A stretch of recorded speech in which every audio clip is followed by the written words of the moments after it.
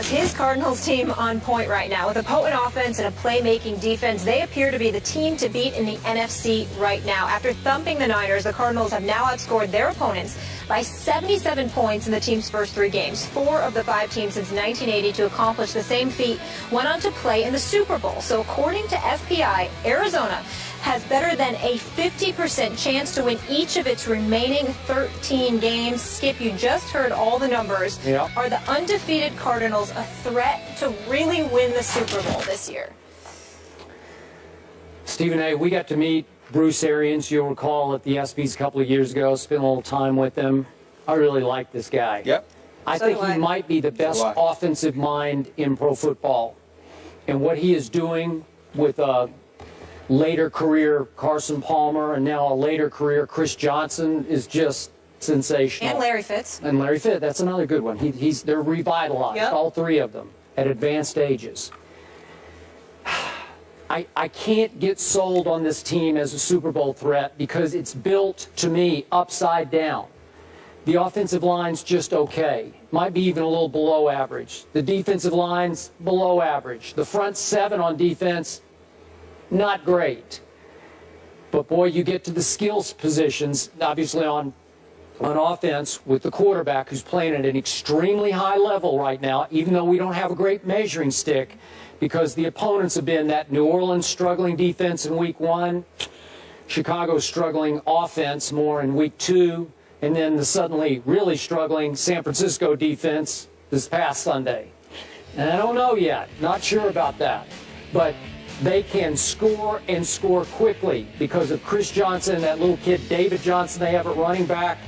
I love Ellington. He can't stay healthy, but if they get him healthy, they're going to have a real deep firepower at running back. They have a deep receiving core. You mentioned Larry Fitz, John Brown, and it just gets deeper and deeper. They can flat out score the football.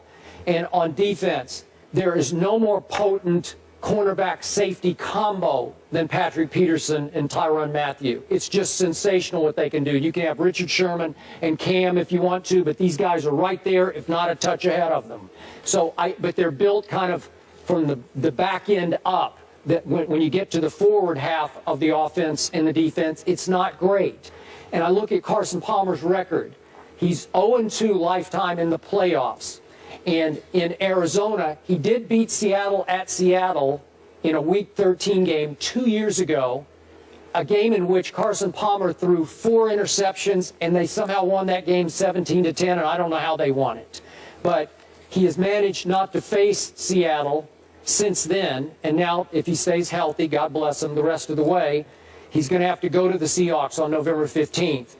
They also go to the Steelers before that. Then they close with at Eagles, then Packers on December 27th, which could be a great matchup, and then Seahawks at home on January 3rd. Could be another great matchup. I want to see Carson Palmer against the premier competition because we haven't seen a lot of that in his time being upright in Arizona. He lasted 6 games last year, and they really didn't play anybody of note in those 6 games. So I just need to see a little bit more. I root for Bruce Arians. I root for Carson Palmer. They're fun to watch, but are they built to last? I'm sorry, I'm not sure about that.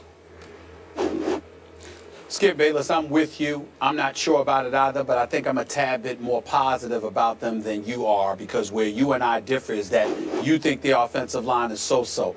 I'm not willing to go that far. I'm willing to give them a little bit more props than that, whether it's this kid Cooper, whether it's Valde only gave up a sack last year. I mean, I'm just looking at some of these guys, and then Uapati they got in the offseason. I believe that's how you pronounce his name. Mm-hmm. Consider this, Skip Bayless. You have a situation where Carson Palmer has only thrown 1 or 2 interceptions on the season. He's only been sacked 1 time, and the trio of Ellington, and he's got to get back healthy, along with David Johnson and Chris Johnson, are each averaging better than 4 yards a carry out of the backfield running the football for this team. So if you give me an offensive line and you show me that every running back is averaging over 4 yards a carry, and you combine that with the fact that they've only surrendered 1 sack on the year, I got to give props where props is due. I said Carson Palmer only threw 2 interceptions. It was 2 interceptions that he's only thrown. He's already thrown 9 touchdown passes, which brings in another guy's name into the equation. Larry Fitzgerald came out of nowhere. He's usually your wideout. Once upon a time, one of the elite wide receivers in the game.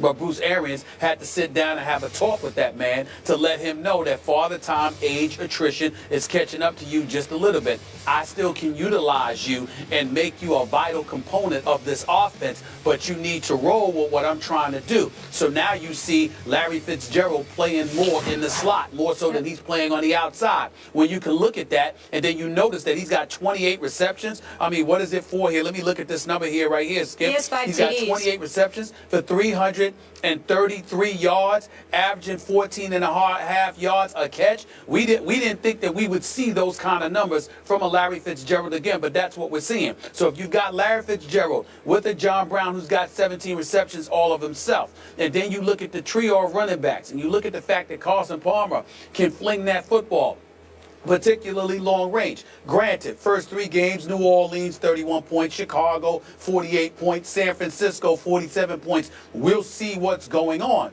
But when you talk to all the NFL experts, which I do constantly, particularly on my radio show, what they say to me, Skip, is this. Every time I bring up the Cowboys or I bring up Green Bay, they always say, don't forget Arizona.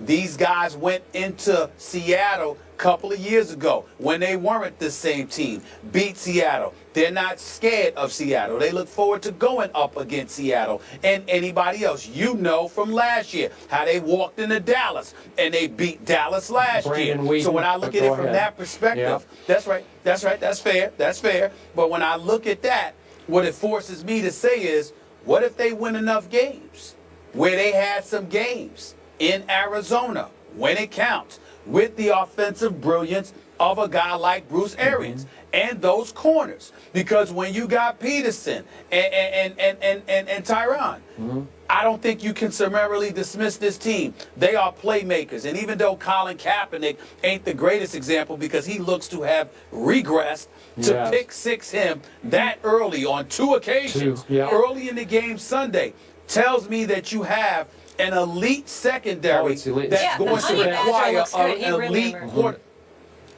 Well, what I'm saying, y'all, is that an elite quarterback is going to have to beat them, and that's by playing elite, not just being elite. You have to play elite against them, and that's what I think makes them very, very interesting. Okay, so your Super Bowl pick is Seattle. So what's going to happen at Seattle on November 15th and at Arizona on January 3rd? What happens in those 2 games?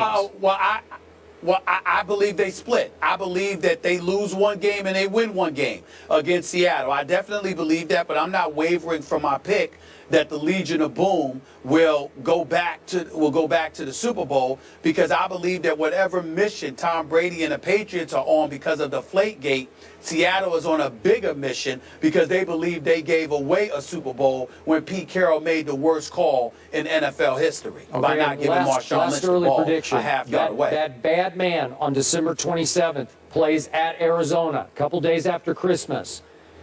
Is it a Christmas present for you? Does Aaron Rodgers win that game, or does Arizona win that game? I would favor Arizona, and I'd like you to keep in mind, I am an Aaron Rodgers fan, not a Green Bay Packers fan. I think that Aaron Rodgers can play at an elite level and still lose. And I think that's definitely plausible against Arizona. Okay, so it sounds like you have Arizona losing only a couple of games, maybe. I think Arizona's got a chance to go 12-4, 13-3.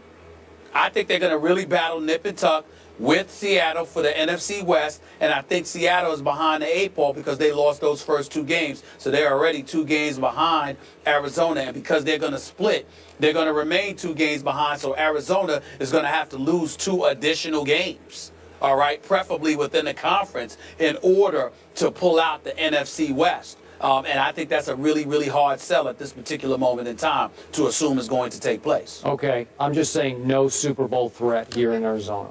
All right. They had double-digit. I think they're a threat. I just don't know if they'll get it. They had double-digit wins last year with 3 quarterbacks, so I certainly think they're a team to watch. And I'm with both of you. I'm looking forward to seeing this team against some elite competition and see what they do. After the break.